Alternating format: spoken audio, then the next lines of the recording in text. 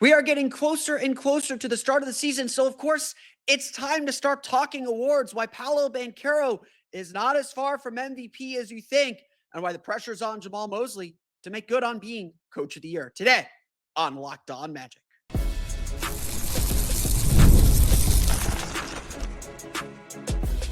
You are Locked On Magic, your daily Orlando Magic podcast, part of the Locked On Podcast Network, your team every day.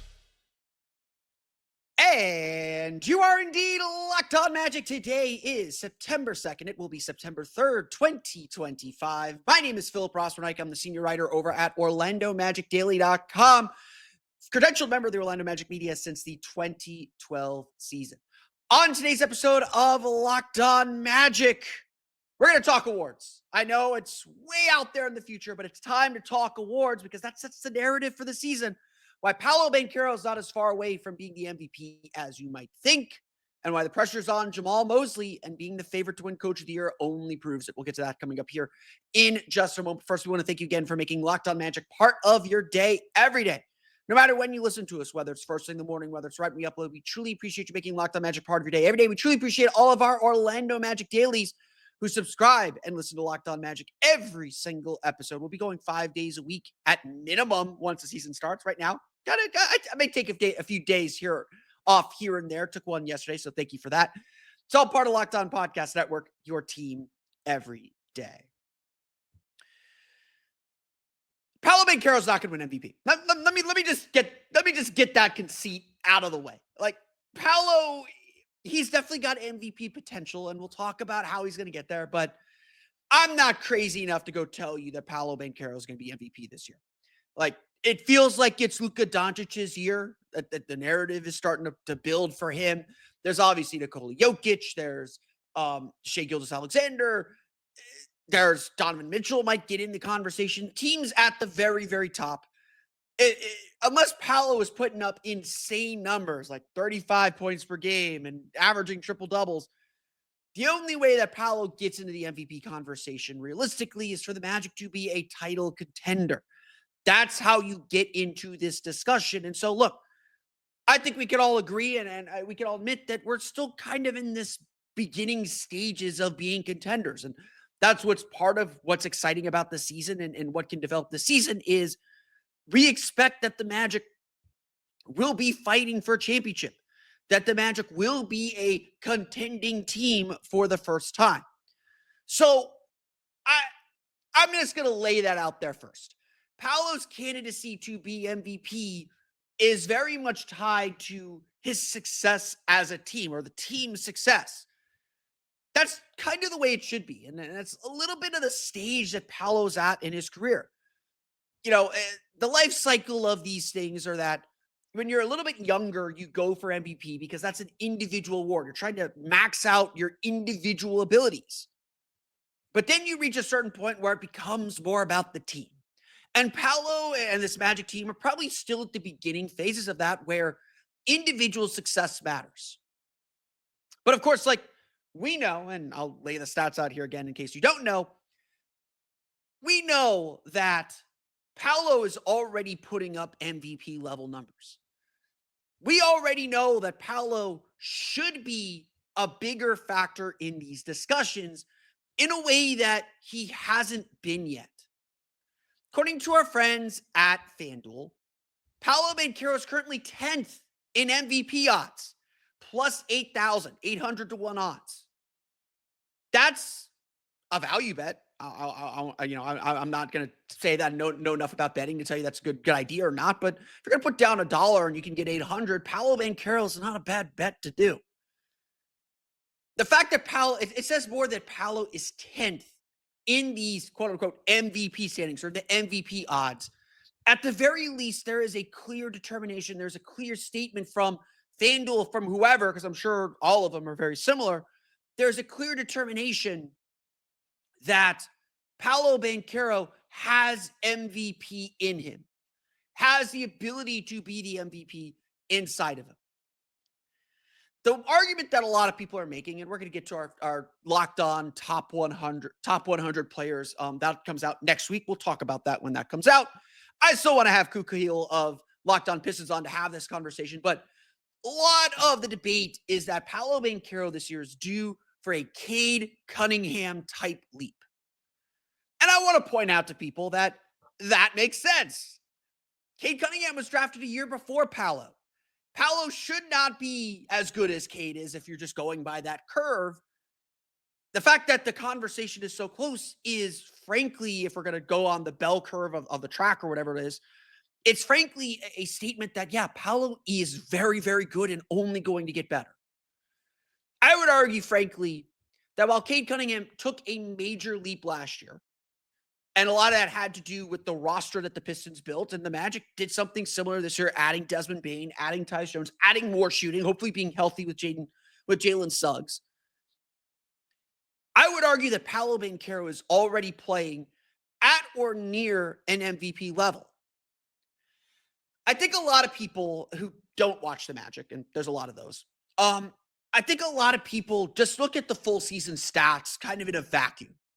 They don't have the context that we have for why Paolo had some struggles last year. Paolo Banchero's full season average last year, 25.9 points per game, career high, by the way, but 45.2% shooting, 32% from three. It was still a career high 50% effective field goal percentage, which isn't very good. I will grant you that. But Paolo did improve year over year despite the oblique injury. And despite that month and a half, maybe 2 months after the injury. And the first 17 games after Paolo Banchero returned. Remember, he only played 5 beforehand, so it's, pretty big sample here. At least in terms of last season. In the first 17 games after Banchero's return from injury, he averaged only 20.6 points per game and 40.6% from the floor, 28.9% from three. Terrible numbers. We all admit it. We all saw it. And I sat here in this chair and said, look, we got to give him time to get back into rhythm. It was clear he wasn't quite in game shape. But after the All-Star break, it is hard for anyone, I think, to argue that Paolo Banchero was not an MVP candidate. After the All-Star break, again, majority of his games, 17 between the injury and the All-Star break, 5 before the injury. Majority of his games, he averaged 29 points per game, grabbed 7.8 rebounds per game, had 4 or 5 assists per game too, I might add. Shot 47.3% floor and 33.3% from three. He had a 58.3% true shooting percentage on a 34.5% usage rate. Among all players who had at least a 30% usage rate after the All-Star break, he ranked 8th in true shooting percentage. Now, Cade Cunningham did rank ahead of him. I want to give Cade that credit. And again, I'm not super interested in the debate of who's better, because at the end of the day, Cade does what he needs to do for the Pistons. Paolo does what he needs to do for the Magic. And at the end of the day, how these two players are going to be judged is going to be on how they make their teams better and how their teams perform. And I think all of us listening to this podcast, at least, believe the Magic are going to be a better team than the Pistons. And again, I'm not going to discredit the Pistons. I know I throw a lot of shade their way and they're easy target for us, but I do think the Pistons are a very good basketball team and a team that everyone should be watching out for. And frankly, a team that probably we are underrating a bit, although I do have some questions about them coming into the season. The fact of the matter is, Paolo for MVP is not a crazy thought. It's not so absurd that we shouldn't devote a segment on my podcast to discussing it. Now, we may be a year early here. Earmark this, save it for next summer. But Paolo is of that quality. And even last year, with all the things working against him and all the things that this team struggled with, Paolo still put up MVP numbers. And so the question then becomes, how much of it is individual and how much of it is team-oriented? And yeah, there are those questions because the Magic didn't have as good of an on-off with Paolo on and Franz off, or Franz on and Paolo off. We can explain a lot of that by the quality of the competition. Franz typically played with the bench players. Paolo was always playing against starters. Paolo gets a lot more of the attention than Franz, although I think Franz is very high in the scouting report too and gets special defensive coverages. No one faced the kind of intensity that Paolo faced and the problem solving he has to face. And look, Paolo still has to improve his efficiency. He has to be smarter about when he takes his mid-range jumpers, when he settles for them, when he gets to the basket, and better spacing and three-point shooting is going to help him with all of that. If Paolo is one day going to be an MVP, and I think we all can say he has the talent, but will he do it? If he's going to one day be an MVP, this is a big season to test that. This is a big season to say that he has that capability. It's not crazy to think that it can happen sooner than later. But it probably won't be this year, even if he is very clearly on that track. So what other awards are the Magic up for? Well, they have the betting favorite. Let's talk about Jamahl Mosley being Coach of the Year favorite and what that means coming up here in just a moment. But first, it's time for a quick word from our friends over at FanDuel. The NFL season is almost here, and FanDuel is making sure you're ready for kickoff with a can't-miss offer. Right now, new customers can bet just $5, and if your bet wins, you'll get $300 in bonus bets to use across the app. FanDuel is the absolute best because they have everything. Player props, same-game parlays. You can even jump into live action as it unfolds if you're getting ready for the NFL season. We've been talking about it on the show. We're going to talk about it a little bit more in the next segment. They already have NBA futures up. So if you're looking for awards, you can bet Paolo Banchero. He's still going at plus 8,000. Cade Cunningham going at plus 5,000, I might add. Franz Wagner, I'm looking for him on my list here. Franz Wagner is at plus 40,000 to win MVP. We're going to talk about this in our next segment, but NBA Coach of the Year, Jamahl Mosley is the betting favorite at plus 460. So you can get a jump on NBA betting here as well. So if you're ready to play, download the FanDuel app now by visiting FanDuel.com to get started. That's FanDuel.com to place your first $5 bet.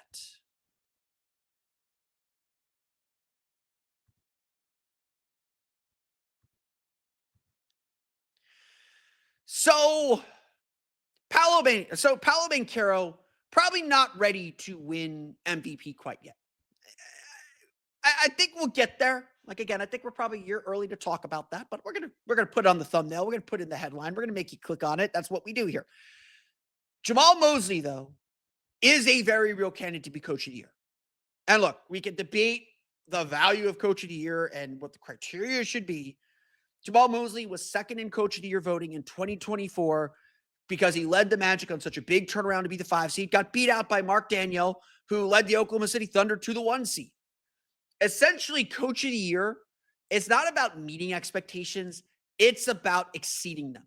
The team that exceeds the expectations the most, their coach gets the credit. Their coach gets the award, and that's how the NBA kind of honors these teams.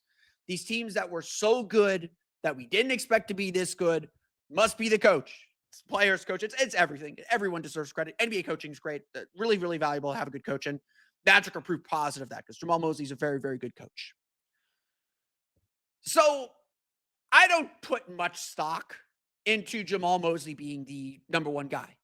At this point, it's like, well, the Magic are expected to make the biggest jump from a 41-win 7 seed to a 3 seed 50-win team. And that's a big jump. I don't want to take away. I wouldn't shock me if the Magic accomplished this, if the Magic are like a 52-win team. Wouldn't shock me if Jamahl Mosley's a finalist or fourth in Coach of the Year voting. There is a surprise somewhere out there in the league that we don't know. Could be Ime Udoka leading the Houston Rockets. Could be JJ Redick leading the Los Angeles Lakers. Could be Tyronn Lue with the Clippers. Could be the Chauncey Billups with the Blazers, and if they have a surprise season. Could be Darko Rajakovic and the Raptors if they surprise. Could be Quinn Snyder and the Hawks. Who knows? Who knows? So I'm less interested in what being the favorite to win Coach of the Year says or means, and more interested in thinking about what this says about what's on the line for the Magic. Because, we don't need the Coach of the Year odds to tell us this. All the pressure is on Jamahl Mosley. If the Magic do not meet expectations, it is on Jamahl Mosley, fair or not. Maybe players don't work out. Maybe it is a management issue. Who knows? But if this doesn't work out with the expense that the Magic are paying, if they aren't making progress, if they aren't home court advantage, if they aren't winning a playoff series, all the pressure gets heaped on Jamahl Mosley. Now, this isn't to criticize Jamahl Mosley. I think he's a very fine coach, and I think he's up to the challenge. And again, very, very small things determine success or failure in this league. So it may not even really be his fault. But this is also what the Magic have invited. We've talked about this all offseason, how the Magic have pushed their chips in. They've expended this great payroll. They have to deliver results. This is a results business. There is a winner and a loser every night. There is success or failure every season. And there are consequences to failing to meet those expectations. Why did Jeff Weltman make the moves that he made? Number one, this was his last chance to do it just from a salary cap standpoint and a collective bargaining agreement standpoint. But number two, it's because the Magic did not accomplish their goals last year. Injuries might have been the excuse, but the Magic still understood they fell short of where they wanted to be. And that necessitated change. That necessitated a change in mindset and an aggression that this Magic team had not seen. That fell on Jeff Weltman. Jeff Weltman did his job. Most of us would say he did a good job. We'll find out at the end of the year whether he did or not. But now that baton gets passed to Jamahl Mosley. Now the baton says, okay, I have given you a team. I've given you the tools. I've given you a team that everybody around the league agrees and believes should push the Magic into title contention.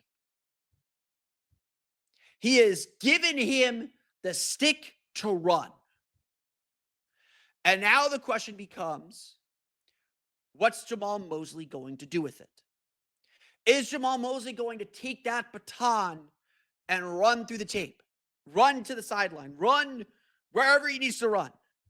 What is he going to do with the tools that he has been given? Now, we know he can build a great defense, and he is a defensive-first coach. Very clearly, the next step is, can Jamahl Mosley build an offense that can make this team competitive at a higher level? Well, Jamahl Mosley, to his credit, brought in some new coaches to help do that. Joe Prunty is known as an offensive-minded coach from his days with the Milwaukee Bucks and the various places he has been. God Shamgod is a development coach. He's not there to do kind of big picture stuff, but he's there to help develop players' ball handling and work with players on their ball handling. And God Shamgod did an interview with Kurt Heelan of NBC Sports.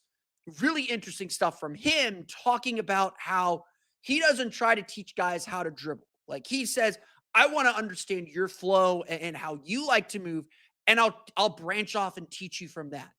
Very much in the style of what Jamahl Mosley does. Very player-driven coach, trying to reach and connect to players and help them maximize what they do without changing who they are. I think that's great. I think that's a great approach.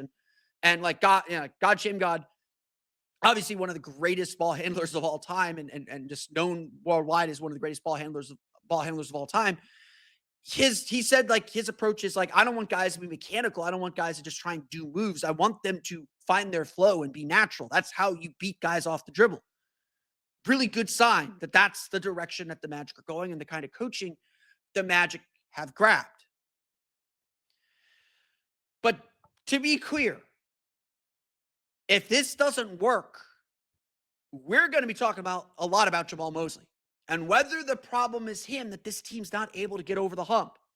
Now, again, like, I'm a Jamahl guy.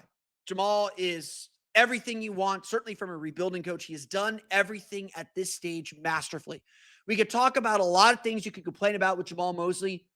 I think he has performed in both of his playoff series. He's come up with great game plans. Game 1 and 2, his first two playoff games against Cleveland, I'll give him a little bit of a pass to not have a good plan on that day, but he had a great game plan against Boston.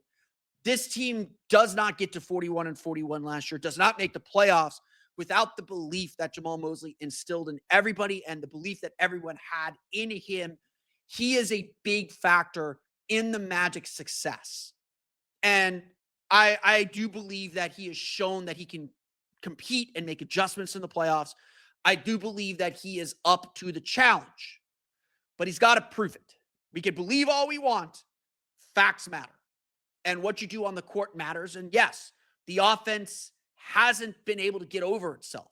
And some of that is tactical. I'm not going to pretend to know exactly what, but some of that has to fall on the coach and the kind of shots he's creating and the kind of plays he's running and all that stuff. Well, now he has the tools. Now he has better shooters. And there is no excuse. And it's finding the best way to maximize his players. It's all on him. Let's make that clear. It is all on him. And if the Magic fail, it's going to be all on him. And that's why he's your Coach of the Year front runner. Because there is enough people that believe the Magic are going to make a leap, and it's going to be on him to help them make that leap, even though the roster is better, is more talented, has more of what the Magic need. That's what being the Coach of the Year favorite means. It's the pressure to deliver outsized expectations. We've taken a couple days, so let's catch up on EuroBasket because Tristan da Silva did a thing, and Goga Bitadze keeps doing a thing. Non-Franz Wagner talk from EuroBasket coming up here in just a moment.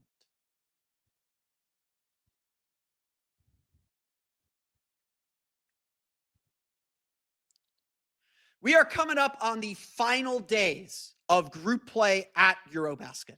We're almost done with these games against Great Britain, against Cyprus. We'll talk about those games coming up here.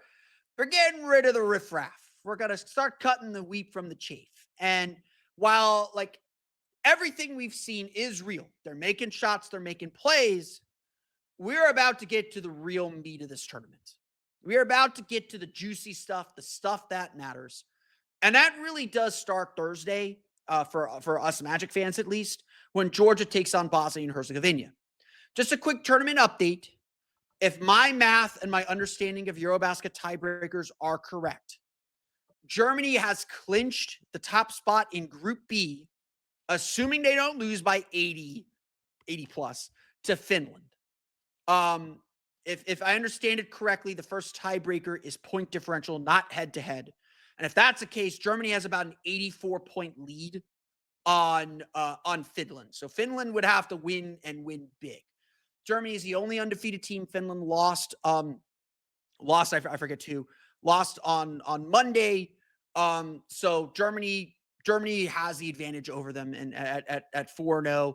They'll probably get to 5-0. I don't anticipate Germany sitting many guys, and they've just been running roughshod through this whole tournament. Germany is very, very good. Georgia, meanwhile, they took a really bad loss. Goga Bitadze sat out Sunday against Greece. They ended up losing by 40, and that could be the thing that ends their tournament. The good news is Georgia still controls their own destiny. Georgia is playing Bosnia and Herzegovina on Thursday in a win-in game. Georgia beats Bosnia and Herzegovina. They are going to the knockout round. It's that simple. There's really no other math involved. It's that simple. Win it in. So that's what we're looking at for Georgia versus Bosnia and Herzegovina. Let's talk about the players then.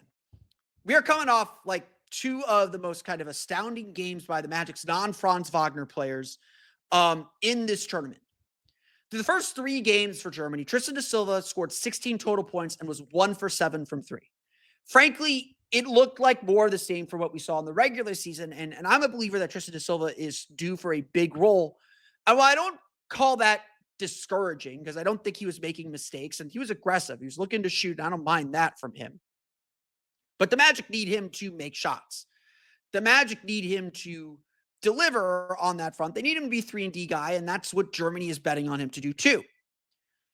Then came Monday's game against Great Britain, a 112-57 victory. Again, Great Britain, not much to look at. Tristan da Silva had 25 points on 10 for 12 shooting and shot 5 for 7 from 3.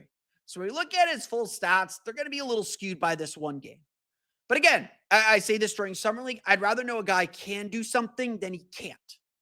And again, Summer League is very much about not whether you can play, but whether you can't play. And Tristan da Silva always shows that he can play or that he can't not play. Double negatives, confusing. I know. Da Silva had a nice game and provided exactly what the Magic and what Germany need from him. Just solid shooting, solid defense, all that stuff. And so that is a step in the right direction. That is a good thing for the Orlando Magic. It's always been about consistency. And especially for a guy who's coming out of 4 years of college, consistency is the thing. And so, like, I would say, like, look, through the first 3 games, De Silva found pockets. Like, he got out in transition. Like, he's doing the right things. And it's just, like, not impactful yet. Or not super impactful yet. And that's kind of where we're looking. That's kind of where we're looking to see De Silva take that next step and take that step up, is to find ways to be more impactful. But at the same time, he's not doing anything negative. So that's something to keep an eye on. And again, we got to see how it all looks against stiffer competition. Look, Germany has handled everyone in this group. We could argue that Lithuania is a much better team. They handled Lithuania. Lithuania was a solid win. I saw some people criticize me for saying that Germany's kind of played a bunch of not pushovers. That's not completely true. Lithuania is usually pretty good. Not so good this tournament. They're fine this tournament, but Germany handled them pretty easily. At the end of the day, Germany is kind of circling Serbia. Germany and Serbia are by far the 2 best teams in this competition. They're circling each other, and we're not going to see them play until the final if it comes to that. So let's talk about Goga Bitadze and Georgia. This has been the most shocking development. This has been the most shocking development of the tournament for Magic fans. And look, there's been a lot of guys who've stood out. Neemias Queta playing for Portugal has been really good. Like, Boston Celtics should be really confident, kind of good. Yusuf Nurkic, who, Goga Bitadze will play for against Bosnia and Herzegovina on Thursday. Big test for him in that matchup. That's going to be a matchup to watch. All on the line. I want to see Goga play well against Bosnia. So that's a big game and big thing to watch as we get ready for the knockout rounds. The biggest surprise has been Goga Bitadze is not just shooting threes. He's comfortably shooting threes. Like, super comfortably shooting threes. Like, this is a thing that we have to think about. I want to note this. Goga Bitadze last year shot 28 3-pointers total all season long. Only one player shot fewer threes on the Orlando Magic, and that was Mac McClung, who essentially didn't play all season. He was a 2-way guy that didn't play for the team. He was in the G League the whole year. He took 1 3. This is a guy who did not take threes. And as I mentioned in our last episode, Goga Bitadze essentially kind of like taken away, like Magic grabbed him and said, don't take threes. You're in the paint, just live in the paint. It's worth noting that only about 50 of Bitadze's 330 some odd shots were outside of 8 feet. Again, Orlando essentially said, don't worry about 3-point shooting. We're not, that may be a part of your game in the future. If you want to play, work around the basket.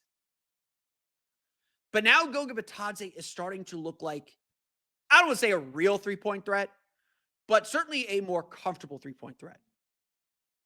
In Georgia's 93-61 win over Cyprus, Goga Bitadze scored 21 points and grabbed 13 rebounds. He was 4 for 7 on 3-pointers. 4 for 7. He is now 7 for 15 from deep in this tournament. And I know it's a small sample size, just three games for Goga because he sat out 1 game. That's still 5 3-point attempts per game. Again, small sample. 7 of them came in the last game, so that's 8 over the last 2. That's still 4. This isn't something cute. This isn't like, oh, I'm going to try it. It's the summer. I'm just going to do it. He's doing this in meaningful games, in important games. And look, just like with Great Britain, Cyprus is the worst team in this group.